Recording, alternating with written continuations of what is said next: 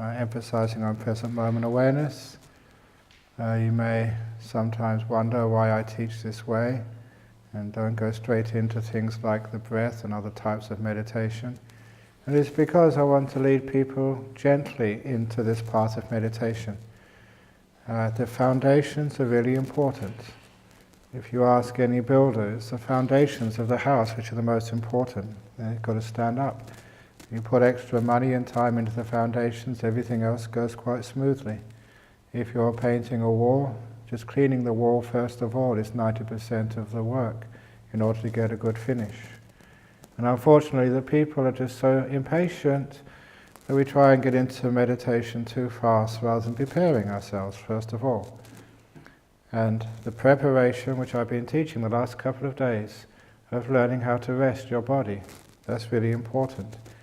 How to let go of much of the past and the future, which is what occupies our mind too much. And also to let go of most of the thinking, to actually address those problems first of all. And if you do spend time addressing those problems and getting the foundation strong, then the rest of the meditation gets very easy. It's a very simple thing to, say, do breath meditation, and a lot of times whenever there's a problem, instead of using force, in my own practice I would ask him, why? What's the problem? Where's it coming from? So I'd always use wisdom power rather than willpower to overcome obstacles in meditation. And one of the obstacles I found, why can't I watch the breath? And because I hadn't prepared the mind properly first of all. And to prepare the mind properly first of all, I did need to rest my body, just like the Buddha did before he sat under the Bodhi tree. You do need to let go of all the past and the future, and so that when you're watching the breath, you're not fighting all these memories and plans which occupy too much of our mind.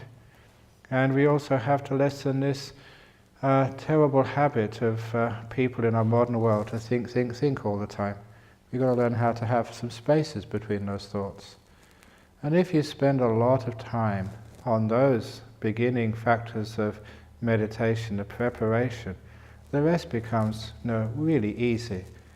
You can watch the breath because there's nothing competing with your attention. The body is rested, it's not aching, it's not sick, it feels good.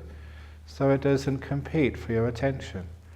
The past and the future has been mostly sort of let go of, mostly, if you like, suppressed or restrained. So that just doesn't keep on coming up into your mind while you're trying to watch the breath. And all this terrible thinking when we always want to give our opinion on things and give it names and work it out and try and find out the meaning of life through thinking about it, that habit has been also restrained. So we can just watch the breath instead of thinking about it. And that way, that when we've got the good preparation, the rest does actually become quite easy. There was one little extra exercise I never mentioned yesterday, which is also helpful for getting some space away from the thinking, and I'm just going to introduce that now. I did give a hint of that method when I just did that little exercise of me talking and putting spaces between my words. And in those spaces between my words, you were listening, but you were silent. It gave you an understanding of what we mean by silence. And I really enjoy giving that exercise because there are some people who think that they can't be silent. People who assume that silence is beyond them. And you give that little exercise to novice meditators and people who come into a temple for the first time in their lives, and they can do it, and they have this great realization what silence is and how possible it is. So having given you that taste of silence with that exercise I did yesterday, now how to reinforce that is with a simple training exercise for you. Either at the beginning of the meditation or before you go to bed at night or any time during the day or night. You could be laying down, walking meditation, sitting or whatever, is you start reciting to yourself a little mantra. And as many mantras you can use. Sometimes I tell people to do the Tibetan mantra, or Mani Padme Hum. If you don't like that, you can use Namo Tassa, or if you're in Indonesia, Namo Buddhaya. It does help if you don't understand what the mantra means. Because once you understand it, you start thinking about it. That's why we try and use it in a foreign language, and something which you don't really comprehend. So say you use like Namo Tassa. Now we chant it every morning, but you probably don't know what it means, which is good. So you start, closing your eyes, or you walk in meditation, you're just walking, but you're focusing on reciting to yourself, Namo Tassa, Namo Tassa, Namo Tassa. Just relax with Namo Tassa, Namo Tassa, Namo Tassa, Namo Tassa. Now, for about 2 minutes. Now, number one, what that does is you blocks out all the other thoughts. You can't be thinking about lunch, you can't be thinking about your business, you can't be thinking about the cricket or whatever else you think about, because you blocked it out with Namo Tassa, Namo Tassa. You can't be thinking about the past and all those problems which you're worried about and all that stuff which you're going to have to do when you leave here, because you're blocking it out with Namo Tassa, Namo Tassa. Now that would be wonderful, but if you keep on doing it too long, you just get tired and bored and frustrated and get headaches. It's just too forceful. So what you do next is after 2 minutes, and don't need to time yourself, roughly, 2 minutes of Namo Tassa, Namo Tassa. Then for the next couple of minutes, you put spaces between the syllables. Namo Tassa, Namo Tassa. Just small spaces for 2 minutes. And then once you've done 2 minutes of small spaces, then you lengthen the spaces for another 2 minutes. Namo Tassa, Namo Tassa. And if thoughts come up in between those spaces, close the spaces down again. And gradually, minute by minute, lengthen the spaces. Namo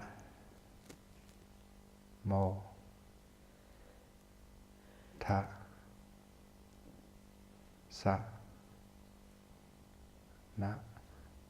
And as you lengthen the spaces, the silence begins to establish itself in you. If thoughts come up, close the spaces down. And you don't have to do 2 minutes this, 2 minutes that. Just get to see how you can adapt that method to suit the state of mind. If you've got so many thoughts coming up, Namo Tassa, for 5 minutes, I don't care. And gradually lengthen the spaces. If you open up the spaces too fast, thoughts come in, you've got to close them down again. You went too fast. Open the spaces slowly, and slowly, and slowly, until eventually, Namo,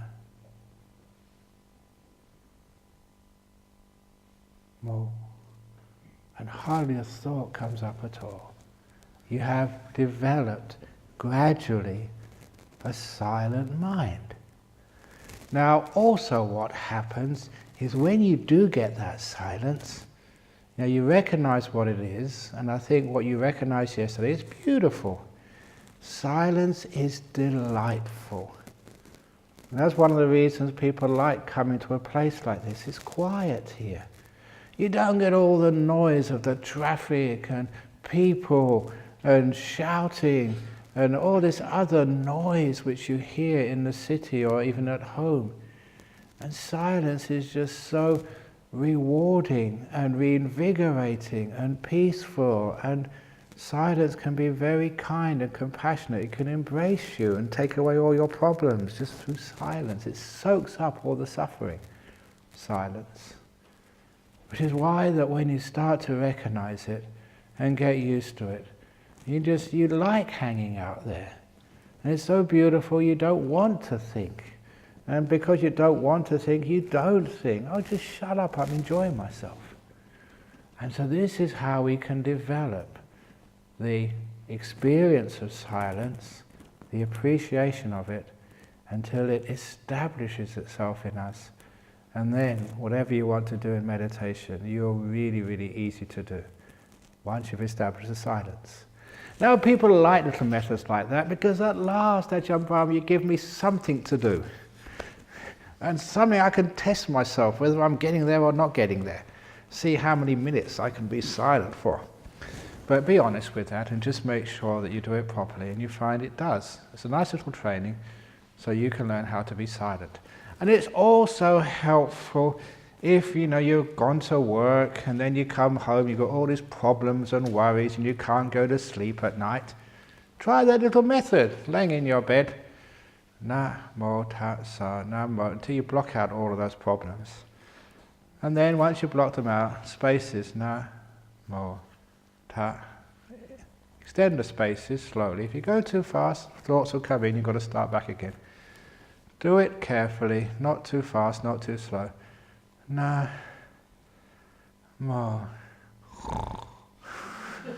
And you're fast asleep. So it's a very useful little technique there, and very easy to use. So that is the Namo Tassa and the silence. Now what are we doing this for anyway? To be silent, it's enjoyable, but why is it silent? And why actually do we have to do this first of all? And one of the reasons is because this is what we call the establishment of mindfulness and awareness. This big word which is used so much, and people have all these psychological definitions of what mindfulness is, but this is basically what it is. Being in the moment and being silent. Not giving things a name, but seeing them before the name comes up. Understanding things in this moment. Because if you're in the past and the future, you are not mindful. You've lost it. And if you're aware, if you're just thinking about all sorts of things, you're not really aware at all. You're not here. You're over in some fantasy land, or you're over in some planning, your next project, but you're not here, where life is actually happening. So, my definition of mindfulness, present moment and silence. Now once you've established that mindfulness, it's easy to direct it at places. But also, when you've established that silence and that present moment, at last you are not wasting energy. I think somebody told me years ago, and I keep forgetting the exact number, but some ridiculous percentage of your energy gets used in your brain. I think it's like 80 or 90% of the energy which you consume gets used in the brain. So whatever you eat, it's not used for your heart pumping or your lungs pumping up and down. It's not used for walking and for other sort of exercise. Most of it is used in your brain. And that is one of the reasons why I keep getting fat, because I don't use my brain. My brain is nice and peaceful and calm, so where you'd be wasting all your energy thinking and worrying, being anxious, I don't do that. So all that extra carbohydrate that goes in here, because I'm not wasting it up here. If I really want to lose weight, I should learn how to worry some more. I need to go to worry classes or anxiety classes, and when I get more worried and more anxious, then I'll maybe burn up more calories in my brain, but at the moment my brain is on idle. Because it doesn't think very much, it doesn't use much energy. But it's amazing, 80-90% of energy gets wasted in the brain. Now imagine what happens if you're in the present moment in silence. Your brain just hardly uses up any energy at all. And actually it doesn't go to your tummy, where it usually goes into your mindfulness, into your awareness. You wake up. And when you talk about sort of, the Buddha, Buddha, that is a word which comes from the Pali Bujati, which means to wake up. So when people say the enlightened one, that's not all that accurate. Awakened one, yes. You're trying to get closer and closer to being a Buddha, so you've got to wake up more. I don't mean getting out of bed in the morning. I mean, make your brain waking up, getting some energy, getting some power. So you're not just aware, you are energetically aware. And what I mean there is just the difference between when you first get up in the morning, it's dark, you can hardly see where you're going. The sun starts to come up at dawn. You've got a very soft light. In the middle of the day, here in Australia, the sun is so sharp and bright, you can see everything. Everything is illuminated. Or the simile which I give, that when I shave in the morning in monastery over there, it's very bad light, and I like that because I can shave very quickly, look in the mirror, that's good enough. But I also travel around to different countries, and they put me up in these hotels. And these hotels have got these mirrors which amplify everything, and the lights which shine all of the light onto your face. So when I look at it and try to shave, God, it still needs more to be shaved. And there's no end to it, shaving, because I can see so much. I can see all the stubble. It's much better if you're a guy shaving in the dark, because it's over in a couple of seconds, you can't see what needs to be done. But in the bright light, it's never perfect. There's always things which are wrong. That is why the difference when the bright lights, that's called strong mindfulness. You can see what needs to be done. In the dark, you can't see very much. You're not really aware of what's happening.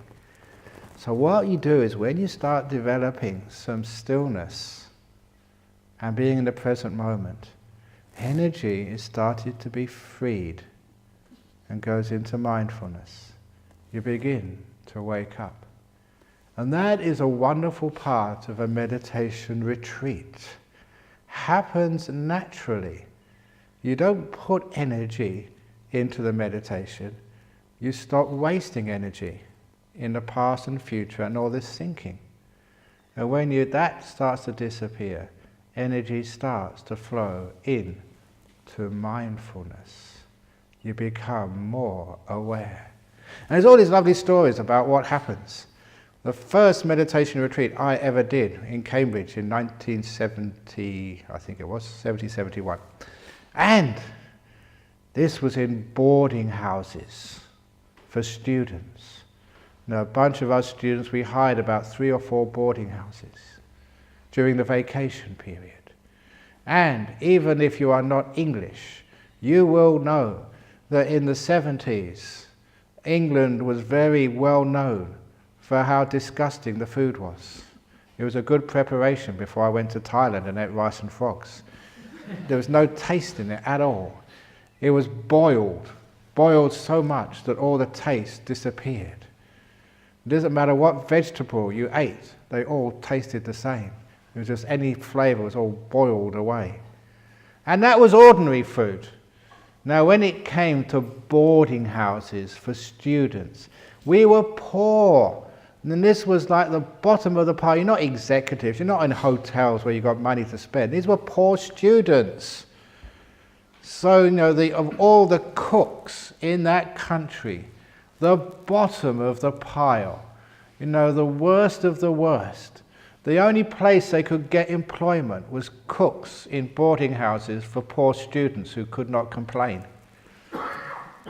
So that's where those bad cooks ended up. And I was going to spend 9 days having to eat this disgusting food.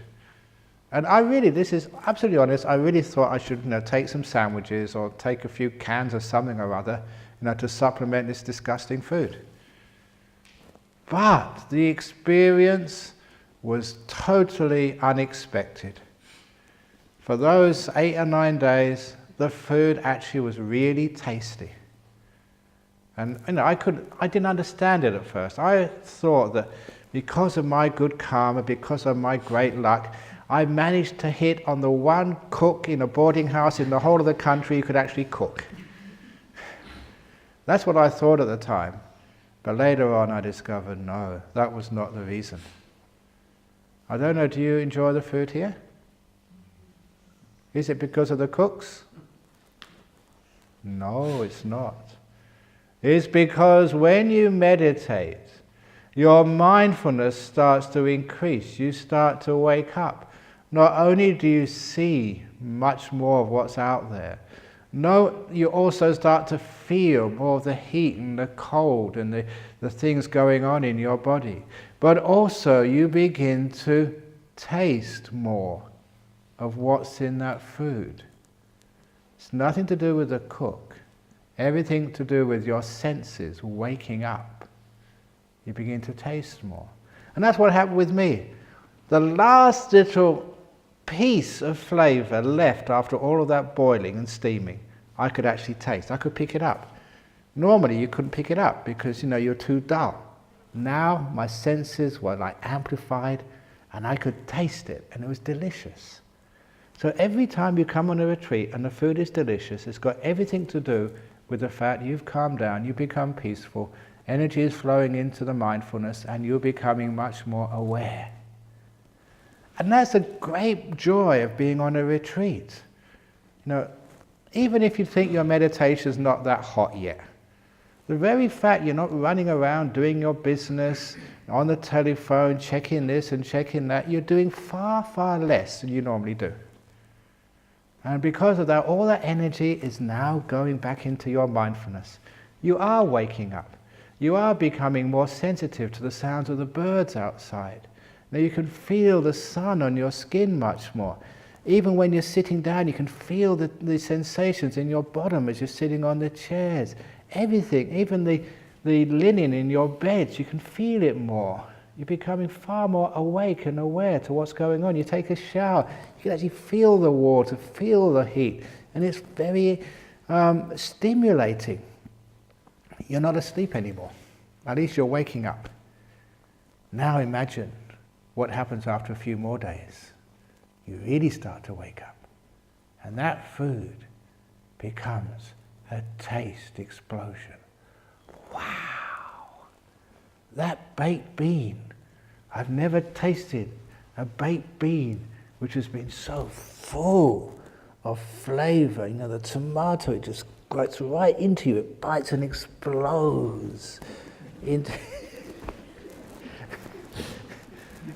And then this, okay, you think I'm crazy here, but it will happen to you.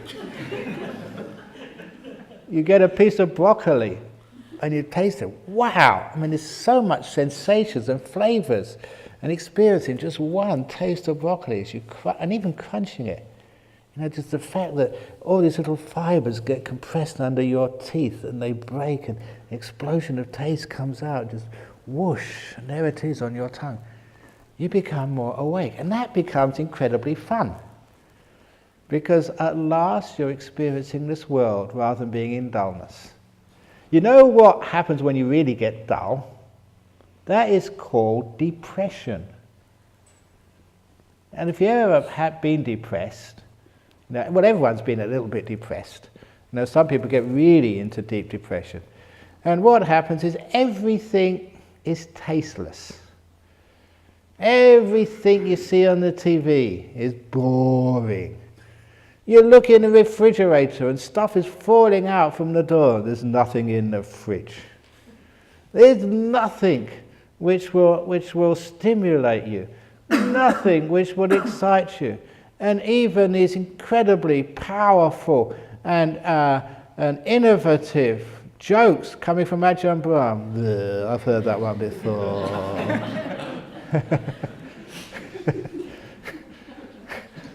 But when you really wake up, everything, it's not depressed anymore. Everything has colour, flavour, has energy, has joy, whatever you experience. So all that depression is very, very, very low mindfulness. My theory of why many people get depressed these days is because they're just too much control freaks. Because so much is demanded of them. They struggle, they strive, they just run after things, and when it starts to going away from them, they run even faster. If things start to go wrong, they put more effort in, they struggle, and they soon burn out. What happens is control, wanting, turns to frustration. And frustration turns to anger. And anger is this huge drain of energy. Every time you get angry at somebody or yourself, it sucks out your energy. Huge amounts get lost. And after a while, you just got no energy left. You just get fed up, depressed. What's the point? All because you've been trying too hard at the beginning. You've got no energy left. So this is one of the reasons why when you meditate, in this retreat, there's no frustration. You don't have to achieve anything, okay? You don't have to be able to be peaceful in meditation. I give you freedom to be a hopeless meditator. So you've already succeeded just by the fact you've come here. Don't put all these goals on you, that you have to achieve this and you have to get that. You have to sit more hours today than you sat yesterday.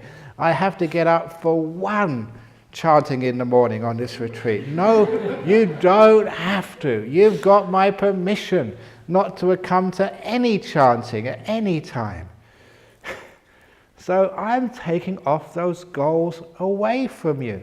So you don't have to have any of these great desires, which means you get frustrated. How many of you have tried to get up in the morning but haven't done it? Ugh, I'm hopeless.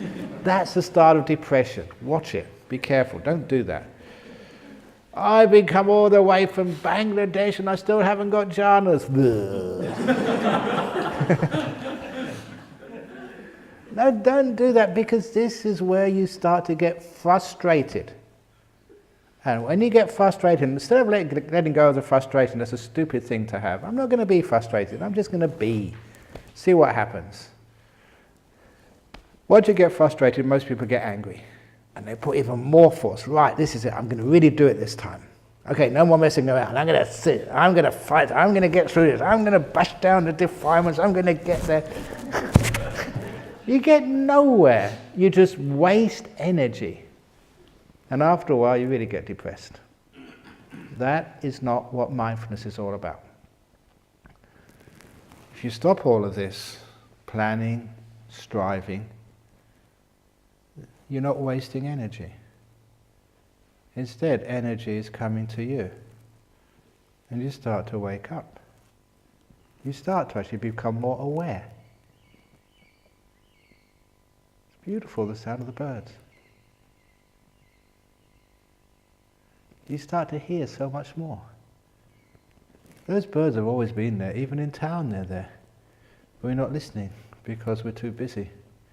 You come on a retreat, things slow down, you can hear more, you can feel your body more.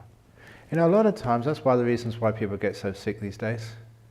And they're not aware of their body, they don't know what the body's up to. And I read this book years ago about heart attacks. And the guy said, look, heart attacks don't come out of the blue. You don't suddenly get a massive heart attack. Your body has been telling you for weeks, giving your mind a little attacks, signals there's something wrong. But most people are so unaware. You know, they're too busy sort of, doing their business or doing their shopping or whatever else they're doing. Shopping, what do you do shopping for? That's one thing. I'm a guy, but I'm also a monk. I can't understand why people do shopping. Because I see this. I go to Singapore, Malaysia. People in Singapore, they come to Perth to do shopping. And people from Perth go to Singapore to do shopping. I think, well, why are you going to each other's countries to do shopping? Anything available in Singapore, you can buy in Perth. Anything from Perth, you can buy in Singapore. What are you doing it for? It's a waste of time. Anyway, why don't you just go on the internet and just get it? It's really cheap. No, but you like going to the shops. You like going shopping. It's not the shopping, you like going shopping. Buying things is not the point, it's going shopping. That's what you really like. I can't understand that at all. But nevertheless, that's what many people do. And they're so busy in all those things, you waste your energies. So you get tired. And when you get tired, you sort of start getting a bit depressed. But when you're on here, nothing to do, no shopping. So your mindfulness starts to get much better. Actually, Bianca's got a little shop over there, her meditation cushion shop. But that's about the limit of it, there's not much choice there. But anyway, so it's great, no shopping here, no place to go, which means you can calm down and become peaceful. And when you become peaceful, you can start to hear more and be more. And that is delightful. That's why many people, they come on this retreat, they don't get into jhanas, but the fact it's a quiet, peaceful place and they start waking up, they can enjoy, what's always been around them. They can enjoy their food. So that's all you need to do. So no more goals. Because when your goals, this is a deep saying, okay? If you want to write anything down, I know some of you are writing things down, just write this down and throw everything else away. This is 4 Noble Truths, essence of Buddhism in one sentence, how to meditate just in one line, and it is absolutely perfect and so profound. It's the only teaching you ever need in your whole life. When you want something more, you cannot enjoy what you already have. It's a brilliant saying. When you want something more, you can't enjoy what you already have. That's why billionaires can't enjoy anything, because they want the second billion. Haven't they got enough money already, $1 billion? But I want more. Therefore you can't enjoy what you already have. How many dollars have you got? Look at me, I haven't got any dollars. I don't want any. That's why I can enjoy what I already have, which is nothing. Now, in this meditation, which you're going to do when I leave here, do you want something more? Do you want more jhanas? Or even any jhanas? Even half a jhana, please. Do you want to be peaceful? You want something, means you can't enjoy the peace you already have. So be careful. That is such a beautiful saying. When you want something more, you can't enjoy what you already have. So what more do you want? This beautiful retreat centre. I've been to other retreat centres, you've been to other retreat centres. This is probably the best in the world. And I mean, I've been to retreat centres over in the United States, retreat centres and others. This is really top class. The teachings, top class. Thank you.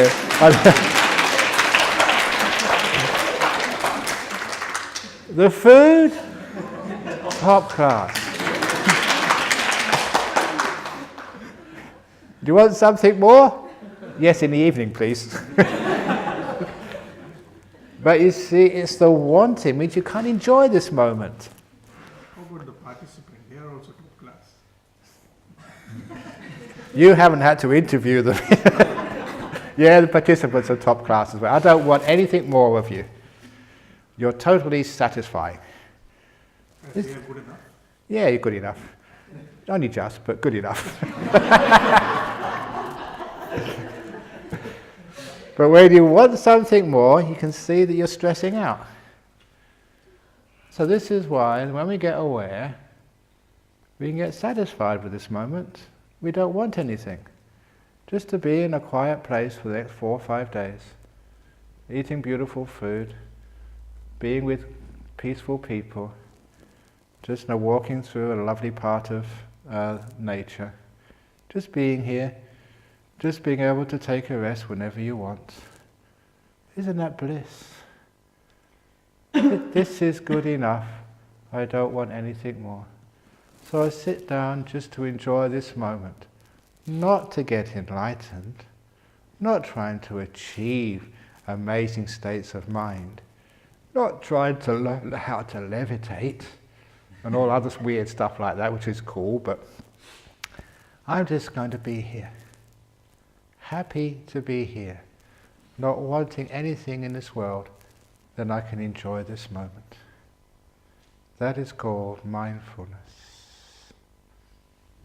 Being here, not wanting anything in the whole world. It's also called compassion, kindness, love. If you really love somebody, or if you've ever been loved, maybe by your mother, it's usually the usual case, where your mother just loves you for who you are. Even if you go into prison, she still loves you. Yeah, my son's in jail for burglary, but he's a really good burglar. He's the best in the whole of Perth. I'm so proud. Mothers are like that. It's really cute. I just really admire that. You know, they're proud of their child, no matter what their child gets up to. Yes, I was really surprised that it takes a while for a guy, especially, to understand, how a mother works. I'd been over in Thailand for 7 years, okay, and I went to go visit my mother for the first time. And, this was 1980 or something, when I first went back? No, 1980 or something. Now, there weren't that many Buddhist monks around in those days, and especially in a place like London. And especially, this is how we dress. We haven't got other clothes to wear when we go and see our mothers. Even though, there's, the monk you may have seen him working in the evening is working on some new cottages for the monks, Nito. When he went to visit his family over in Norway, he showed me the letter. His mum and dad wrote back and said, yes, you can come and visit us, but you have to wear a suit. No robes. And so he showed me the letter and I said, right back, Mum, Dad, it's either my robes or naked. Take your choice. And he did that. I just said, okay, the robes will do. That's much better. We'd be far less embarrassed. But when I went to see my mother, I thought she'd be embarrassed with me. Because, on a Saturday morning, that's when she does her shopping. But, it wasn't like shopping you do. There was essential shopping. Like chocolate and cheese, for her son. Essentials.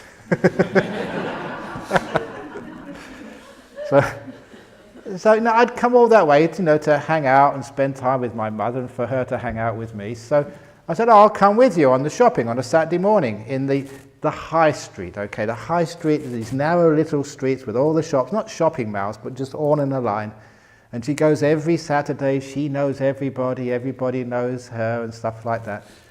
And so when we got to the shopping high street, because these are narrow, this is Europe, okay, narrow streets, they have like railings to protect, the traffic, of the pedestrians from the traffic.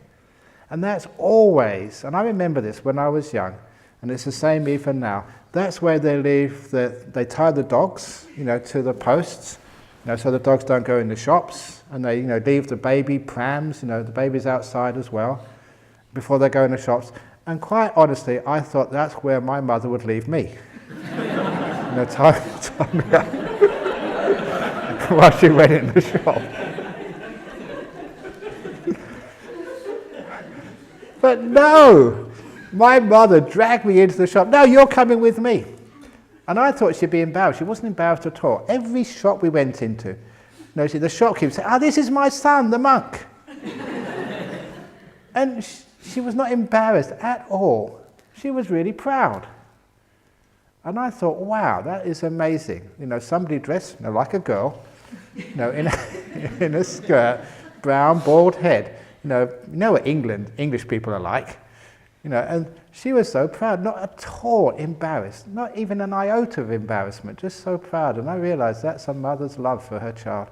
Doesn't matter what your child is, you're just so proud of them. Now that is the sort of love I want you to have to yourself. Hopeless meditate, but you are the most hopeless. Not just ordinary hopeless, you're the special case hopeless. And you're so proud of yourself.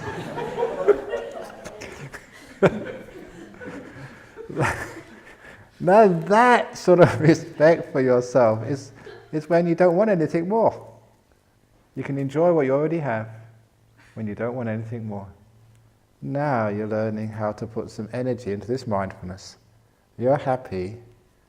And I haven't said this, but this is another key teaching of the Buddha. One-liner from the Buddha, Sukhino Chittang Samadhiyati. The happy mind is easily stilled. Easily meditates, if you have a happy mind.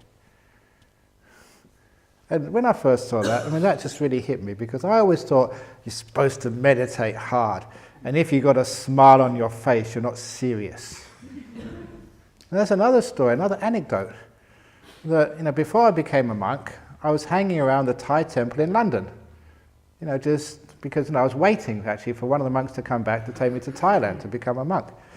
So I was hanging around there again and again every week, and just in the mornings, my mother's apartment was only about 10 minutes on my motorbike to get to the, I did have a motorbike when I was young, vroom, vroom, to get to the temple. And they'd always have morning chanting at 6 a.m.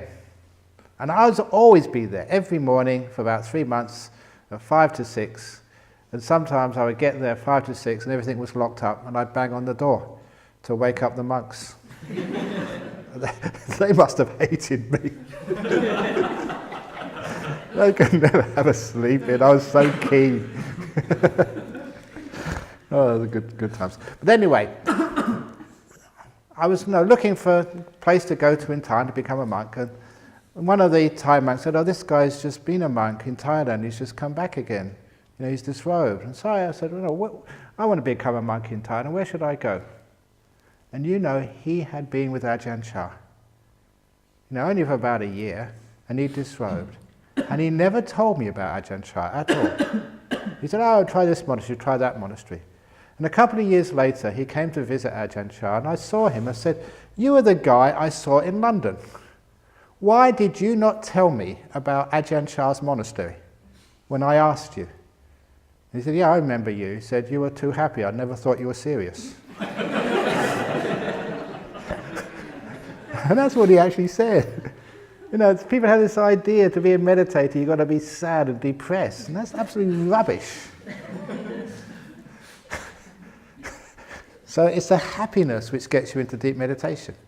So when I don't want anything, when I want something more, I can't enjoy what I already have. Instead, I don't want anything. I'm enjoying this moment.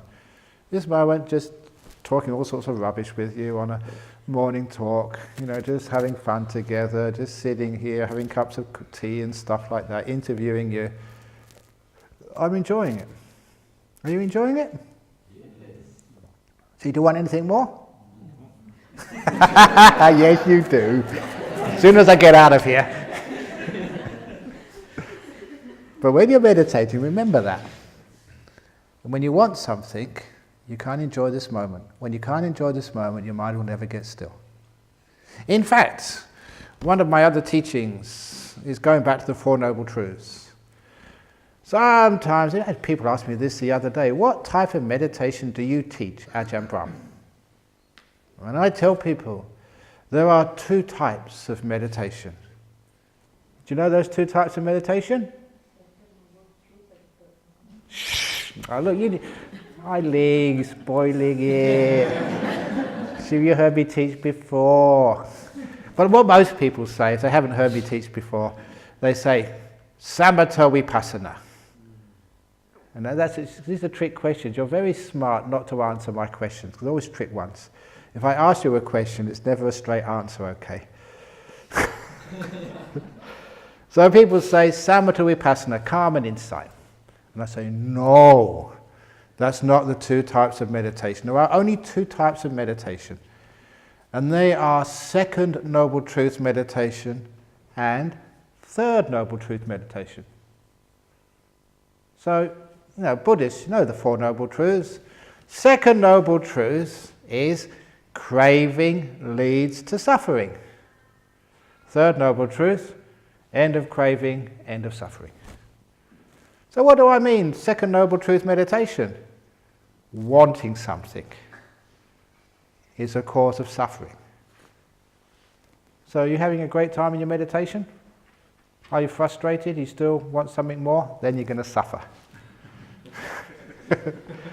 So all the suffering you've had over the last 2 or 3 days, it's not that you can't meditate, it's nothing wrong with me or the place, it's because you wanted something. That is why you were suffering. So if you had a bad meditation, it's not a bad meditation, you've been doing it wrong, you've been doing Second Noble Truth meditation, I wanted something, therefore you suffer. So I do not recommend Second Noble Truth meditation on this retreat. Please stop it now, okay? So what is Third Noble Truth meditation? Ending craving, no wanting, not wanting anything. Just happy to be here, whatever this happens to be. And what does that lead to? Bliss, enlightenment, the whole works. Third Noble Truth, meditation. So if you're sitting here and you're sleepy, I don't want to be sleepy, that's suffering. If you're sleepy, oh, this is really nice, yes. No suffering. And because there's no suffering, you can enjoy this moment. Because you enjoy this moment, there's nothing to do. You wake up. Mindfulness starts to increase. So many times this has happened to me. I'm tired, so meditate like this, slouched. And the first time this happened, it was weird.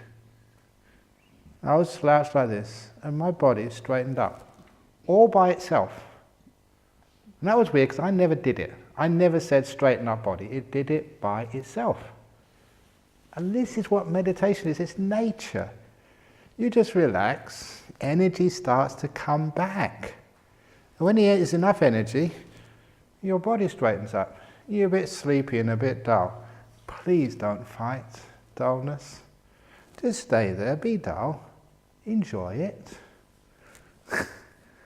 And after a while, the energy, the nature of this mind-body thing means you're not fighting, you're not wasting energy. Energy starts to come up and your mind becomes bright all by itself. Just like when the sun comes up in the morning, the mist vanishes, the dullness vanishes and you're nice and peaceful. And then you don't need to fight anything. You're just there, being peaceful, not wanting anything in the whole world, just happy just to be aware. And before you know it, you're aware of the breath. The breath comes to you. And the reason why the breath comes to you is because nothing else is going on. There's no business, there's no past, future, you're happy being here. Nothing to think about, you're just content, you don't want anything, therefore there's no reason to think. You don't want to find the solutions to the questions of the universe. You don't want anything. You're just happy being stupid. Do not be wise. If you do become wise, if you did become enlightened, please keep it quiet. Otherwise you'll end up like me, going all over the world teaching and people asking you all sorts of questions.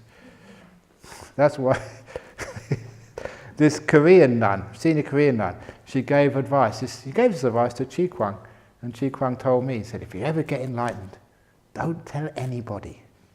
Because if you tell someone, you'll have to spend the rest of your life proving it. So shut up, shh, and then you can have a nice time. So anyway, it happens naturally. Your breath comes up because everything else is vanished. It's not a problem anymore. It's the last thing moving when everything else vanishes. So your body is sitting here, nothing happening in the body except not that bad, but just the breath. The only thing left which is moving. Because when things become still, they disappear. This is the other thing about meditation. I meant to get this across this morning. Stillness, it is not a state which doesn't move. Okay? Stillness, things actually happen in stillness. It's not sort of, a dead end. It's actually a place where many doors open when you become still. Because when you become still, many, many things vanish. So you're just sitting here, no past, no future. Time disappears. And that's incredible. That you're such a prisoner of time, locked into the past and the future, measuring minutes, measuring days, hours. When is lunch? Another couple of hours. What can I do afterwards? When I can go to bed? When can I go and have my interview? We're such prisoners of time. And then you just go and meditate. No past, no future. Time's got no meaning anymore. You're not measuring it anymore. So time vanishes. And what a beautiful freedom that is. Not to be a prisoner of the clock. That's why I wanted to get a clock on the back wall over there. A digital clock. And you looked at the clock and it said, now minutes past the nowth hour of the nowth month, 2000 and now. What a wonderful clock that would be. You say, well, it's a waste of time, I wouldn't know where I am. Yes, you do know where you are, now. That's where you've always been. And this is what happens, so you stop wasting, your brain energy worrying about time, you're just here. And time vanishes. And a great sense of freedom, like being out of jail. You can just be. You've got no place to go, no future to fear or to hope for, no past to imprison you, like shackles keeping you tied to events which were painful in the past. You're at last free of all those shackles and ties, free to be. So time vanishes. Woohoo! And the thinking. I don't know about your brain. My thinking. Blah, blah, blah, blah, blah. You know, one of the reasons I became a monk because I saw some of my friends. Please excuse me again for being sexist, but who cares? I'm already in enough trouble in my life, so a bit more trouble won't really matter. One of the reasons you didn't like girlfriends, well, you had girlfriends, you liked them, but you didn't want to commit because they're nag, nag, nag. You've got to brush your teeth in the morning, brush your teeth at night, blah, blah, blah, just clean underneath your nails, nag, nag, nag, nag, nag. You know what I mean, guys? And then, so I didn't get married, okay, so I became a monk. And then I've got the wife between my ears, my brain, nag, nag, nag, nag, nag. Come on, Ajahn Brahm, get up early, you've got to meditate, nag, nag, nag, nag, nag.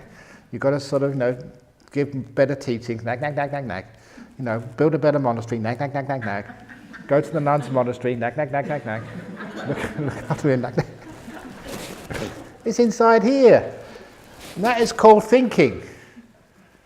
Isn't thinking your worst sort of, like wife or husband? Telling you what to do all the time. Never giving you a moment's rest. Never being kind to you. Always seeing the faults. And that there's no mind inside it. Is after a while I say, shut up. Who are you telling to shut up? Says my wife. So I just say, okay, I'm just going to meditate.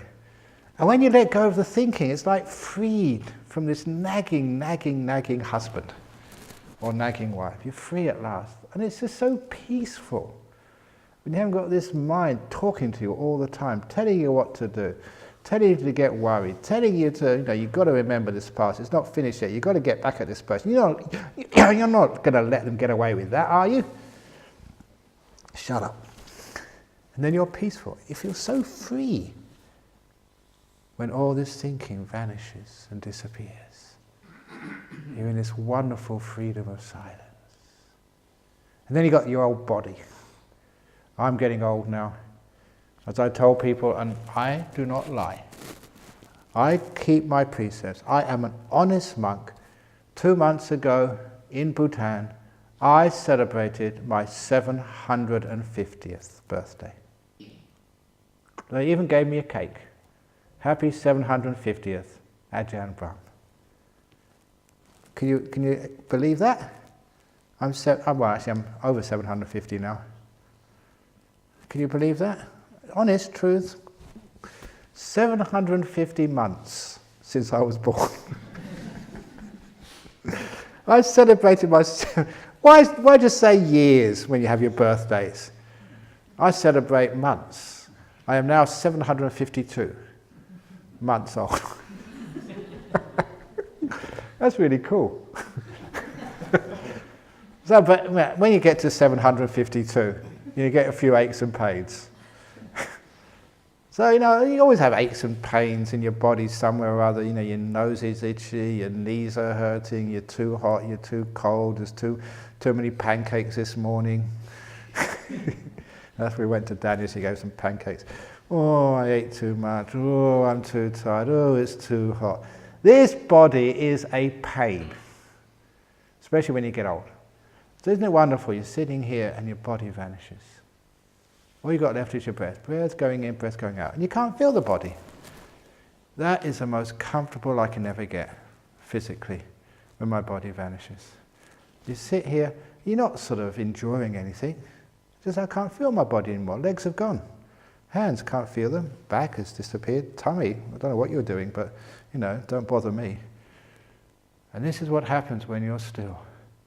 Things vanish. And when they vanish, oh, it's so lovely. When your body disappears, you're free from the prison of your body. Now, of course, you've got your breath going because that's still moving, which is why we do breath meditation, to learn just how to calm this breath down. And what happens in brief, it just happens naturally. You just hear the rest of the body's gone. The only thing moving, the breath goes in and out, in and out, in and out. But you're just quite happy with it, relaxing. Because you are not expending energy, you don't need to breathe so much. The car is on idle, it doesn't use petrol. You don't need so much oxygen coming into your body because you're relaxing. But if you're thinking a lot, you still have to breathe a lot because your metabolism is still very strong. If you're worried a lot, you still have to breathe a lot. But when you really calm down, you hardly need to breathe at all. You get softer and softer. Until it disappears. The breath goes, vanishes. It's still going in, but just such a little amount of oxygen, just to keep yourself going. The breath vanishes. And with it, all your body is gone. Oh, joy at last. I don't have any itches, no aches. Where I had to learn this was when I was over in Thailand. Mosquitoes. That's why people say, oh, it's so wonderful going back to nature. You come here in October, bzz, bzz, bzz, the flies come out. And people, oh, it must be so wonderful living in the forest, so peaceful, bzz, bzz, bzz, bzz, bzz. The flies which come out in West Australia that time of year in October, they're very adventurous, the flies in Western Australia. They're like exploring up your nose, going in your ears, having a fossick around, see what's up there. For those of you who don't know what I'm talking about, please come on retreats in October, November. And you get all these flies buzzing all over the place, and hundreds and thousands of them, you can't escape from them. I remember we used to have picnics outside, and you had to be very careful. Open your mouth quickly, and close it. Otherwise the flies would go in as well.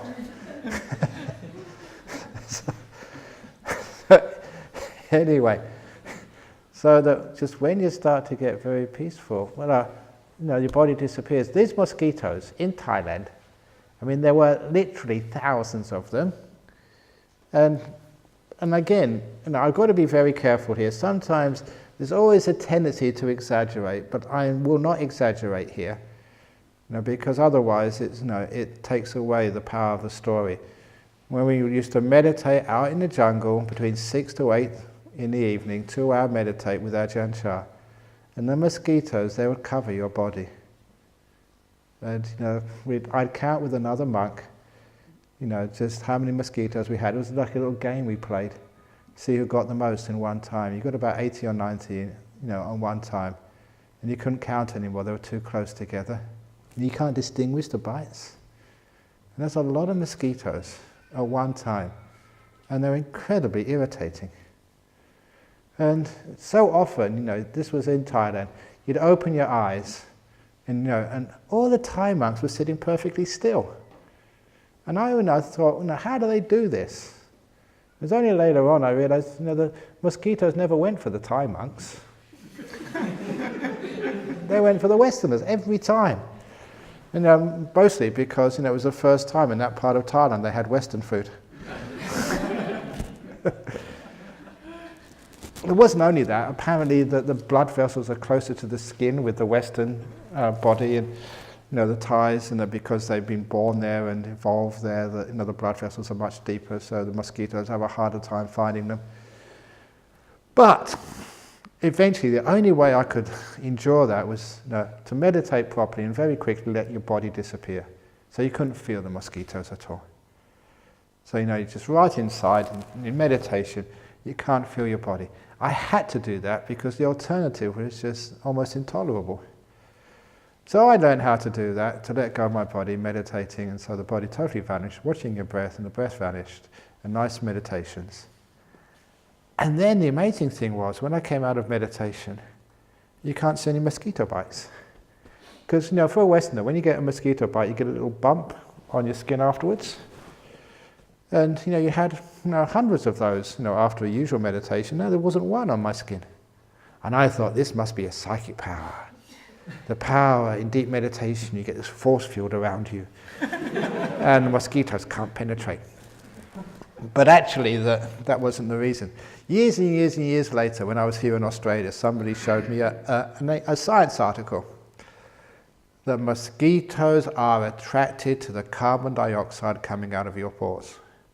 That's what attracts them. So when your metabolism goes down, to the fact you're hardly metabolizing at all, just hardly any carbon dioxide is coming out because you're hardly breathing, you're just so quiet and soft. Basically, you become invisible to the mosquitoes. They can't find you because hardly any carbon dioxide is coming out. But you worry, mosquitoes, get out, get out. More carbon dioxide is coming up. You're saying, mosquitoes over here, this is where I am. So if you ever are in mosquito-ridden places, please calm down. Don't get anxious, don't get excited. And then if you calm down, your metabolism will go down, you'll get less bites because the mosquitoes can't find you. So that's what it really was. I was becoming so peaceful, they just couldn't find me. Nothing psychic at all, it was just nature. But that's what I had to learn. When your body vanishes, oh, such bliss. I also did that when I had typhus fever over in Thailand. That's the same as typhoid. They're indistinguishable symptoms, but different cause. And you have these fevers and you feel really, really low energy. You just can't get up out of the bed. And it was a terrible experience. And just one day, I remember being in bed, being in the hospital about 3 or 4 weeks, nothing was working, just feeling like death. And I said, come on, you're a meditator, meditate. So I meditated in the middle of a typhus fever. And the body vanished. Oh, it was wonderful. At last, after 3 weeks of aches and pains of low energy, you were totally free of your body. That was such a great experience. And afterwards, wow, that was really nice. And this is what happens. You can let go of your body very easily. And that is bliss. You're free. That was an extreme because your body was really sick. But even now, just a bit achy or tired or itchy or cold. Isn't it a great thing to be able just to, bye-bye body. I'm not in your prison anymore. And that's what happens when you meditate. Simply because you are still, things vanish. So stillness is not a dead-end state. When you're still, things vanish, one by one. And as they vanish, you feel deeper and deeper states of freedom. And as you get really free, one thing vanishes after another, more and more freedom. Only because I don't want to go anywhere. I'm just enjoying where I am. And where I am changes. Which is why you never go on to another stage of meditation. This is not progress. You always go in to the next stage of meditation. Always going ingress. So don't think stage 1, over there is stage 2, over there is stage 3, over there is stage 4. This is stage 1. Into stage 1, deeper into stage 1. Right in the middle of it, you'll find stage 2. Right in the middle of stage 2, you'll find stage 3. Right in the center of stage 3, you'll find stage 4. Right in the center of that, you'll find the next stage. So you don't have to move. Stay where you are. And things disappear, and you go into the center of things. The natural progression of stillness. Yeah, it's still, but you're going in. There's a movement there. But your job is to be still and let that movement happen. You sit still under the mango tree, things happen. Mangoes fall, but not when you move. Da da da. So there you go, that's all the teaching you need on meditation. So no more talks, okay? Okay, I'll be back tomorrow.